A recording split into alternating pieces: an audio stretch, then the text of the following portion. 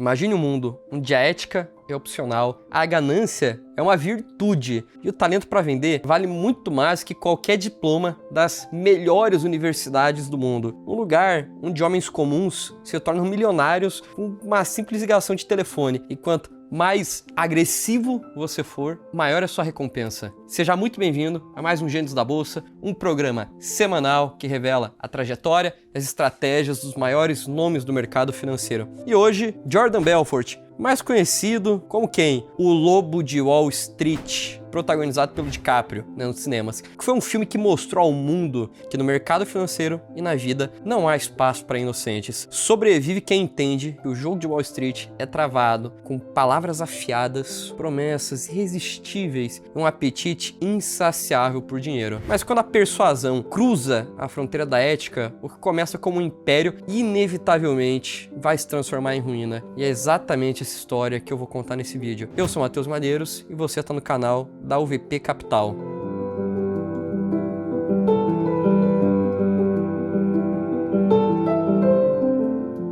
Mas antes de continuar, pega essa pipoca aí, porque essa história, digna de um filme, literalmente, além de instrutiva, tem todos os ingredientes: ambição, talento, queda e redenção. Jordan Ross Belfort nasceu em 9 de julho de 62, no Bronx, lá em Nova York, em uma família judaica de classe média. Não teve um berço de ouro. E os pais, ambos contadores, sempre valorizavam muito o estudo e o trabalho duro. Mas desde cedo, ele já mostrou que o seu interesse ia muito além da estabilidade. Ele buscava algo maior, ele queria riqueza. E ainda adolescente, ele e um amigo tiveram a ideia de começar a vender sorvetes italianos em praias próximas. Então, começando com caixas de isopor e um bom discurso, uns guri bom de lábia, os dois conseguiram $20 mil.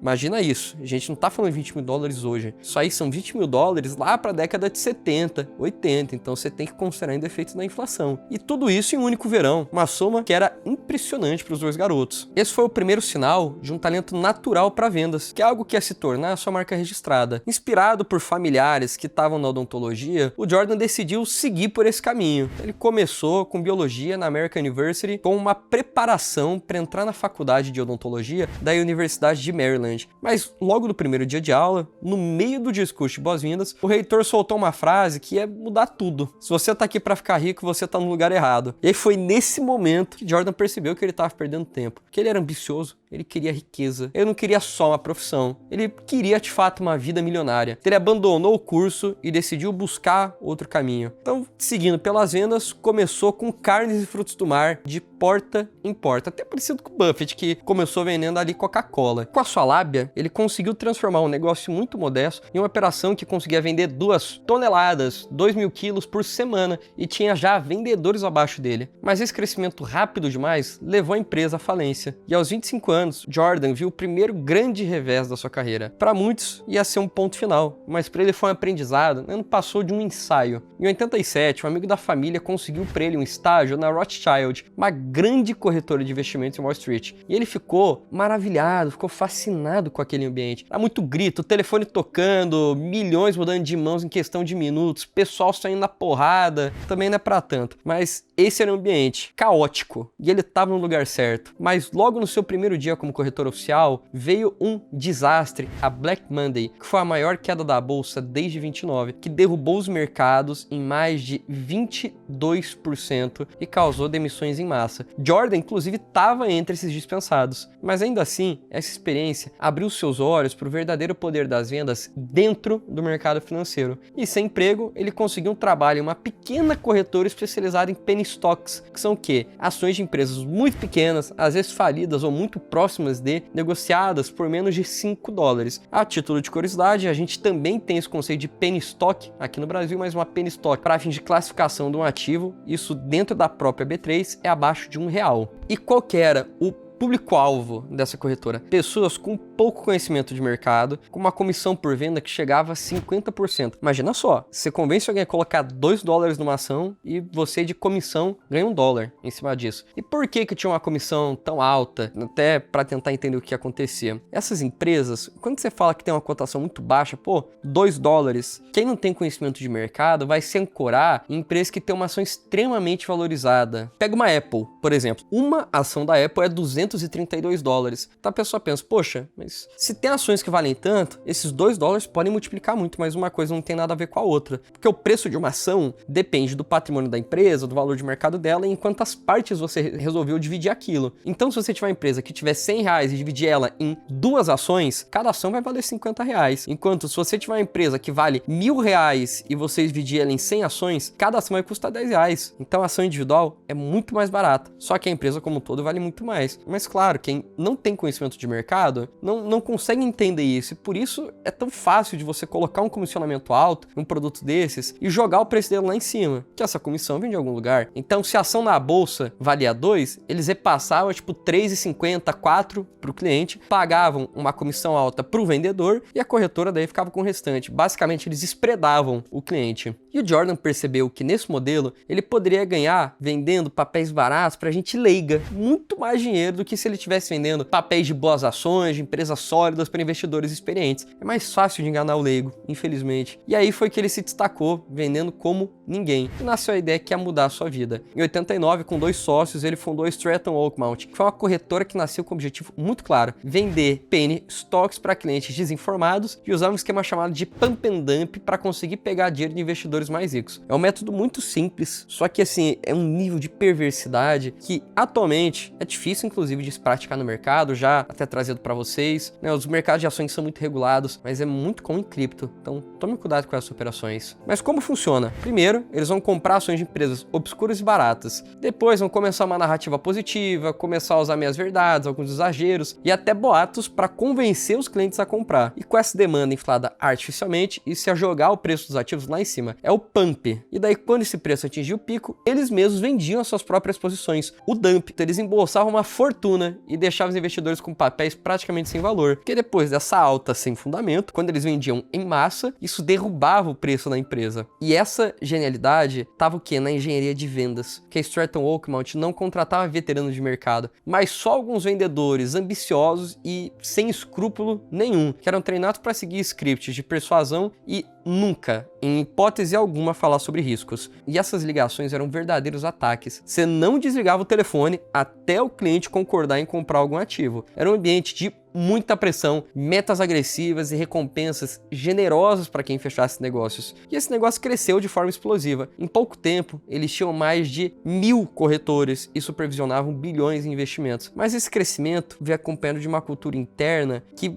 mais parecia uma festa permanente. Ele não só incentivava o consumo de drogas e a realização de festas extravagantes, comportamentos extremos dentro do escritório, mas essas histórias na realidade se multiplicaram. Por exemplo, o iate que afundou ao tentar navegar numa tempestade, o helicóptero que ele bateu no quintal, noites em que ele gastava centenas de milhares de dólares, escândalos com a sua vida pessoal e até boatos de violência doméstica. Muitas dessas histórias foram sim retratadas no filme Lobo de Wall Street, com Leonardo DiCaprio no papel principal. Claro, embora algumas dessas cenas tenham sido de fato exageradas ou até inventadas para trazer um efeito dramático nos telões. Mas por trás dessa fachada de sucesso, o circo se fechava. Desde 92, a SEC, que é o órgão regulador do mercado americano, equivalente à CVM no Brasil, investigava a Stratton Oakmont. As suspeitas de manipulação de mercado e fraude eram cada vez mais fortes. O FBI também já investigava a Belfort por lavagem de dinheiro, rastreava transações internacionais usando interceptações telefônicas. Em 99 ele foi preso e em 2004 condenado a 4 anos de prisão e obrigado a restituir 110 milhões de dólares a investidores lesados. Graças à sua colaboração com as investigações, ele cumpriu só 22 meses, e aí foi na prisão que ele começou a escrever as suas memórias, que se tornariam um best-seller e iam sim, de fato, inspirar o filme O Lobo de Wall Street. Depois de sair, Jordan se reinventou como palestrante motivacional e treinador de vendas, famoso coach. Seus livros O Lobo de Wall Street e A Caçada ao Lobo de Wall Street venderam milhares de cópias, e hoje ele cobra até 100 mil dólares por palestra, afirmando estar limpo das drogas e arrependido dos crimes. Mas ainda tem muitas controvérsias. Até hoje, segundo o Departamento de Justiça dos Estados Unidos, ele pagou só 15% do valor que deve, e muitos acreditam que parte do personagem público de Jordan ainda é cuidadosamente construída para vender a sua história. Para o investidor, a jornada do Belfort é muito mais do que entretenimento, é um alerta. Por quê?